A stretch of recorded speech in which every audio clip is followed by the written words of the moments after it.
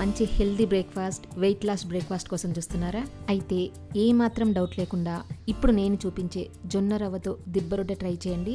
Weight loss కావాలనుకున్న వాళ్ళైనా, BP sugar ఉన్న వాళ్ళైనా కూడా కొంచెం ఆయిల్ తగ్గించి చేసుకోవచ్చు. మీకు ఆల్రెడీ దిబ్బ రొట్టె తెలుసుంటే తెలుసని, తెలియని వాళ్ళు తెలియదని కామెంట్ పెట్టండి. ఓ కప్పు మినపప్పుని 2-3 సార్లు కడిగి 4-5 గంటలు నానబెట్టుకోవాలి. 2 కప్పులు జొన్న రవ్వ తీసుకోవాలి. నేను ఇక్కడ హోల్సమ్ ప్రీ సోక్డ్ జొన్న రవ్వ తీసుకున్నాను. అంటే జొన్నలని ముందుగా నానబెట్టి మొలకలు వచ్చిన తర్వాత ఆరబెట్టి తయారు చేసిన జొన్న రవ్వ. మీకు కూడా హెల్దీ జొన్న రవ్వ కావాలనుకుంటే wholesameindia.comలో ఆర్డర్ పెట్టొచ్చు, లేదా 9459458855 వాట్సాప్ నెంబర్కి మెసేజ్ చేయొచ్చు. ఈ జొన్న రవ్వను కూడా మినపప్పుతో పాటు నానబెట్టుకోవాలి. నానిన మినపప్పుని మెత్తగా రుబ్బుకోవాలి. ఆ పిండిలో నానబెట్టుకున్న జొన్న రవ్వ వేసుకొని కలుపుకోవాలి.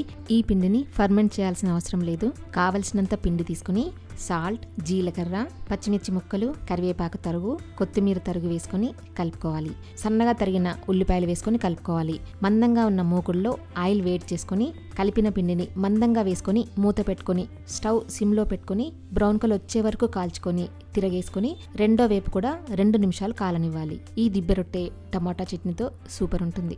అంతే, హెల్దీగా జొన్న రవ్వతో దిబ్బ రొట్టె ప్రిపేర్ అయిపోయింది. డీటెయిల్ రెసిపీ కావాలనుకుంటే హైదరాబాద్ రుచులు యూట్యూబ్ ఛానల్ చూడండి. నచ్చితే లైక్ చేయండి, షేర్ చేయండి, ఫాలో అవ్వడం మర్చిపోవద్దు.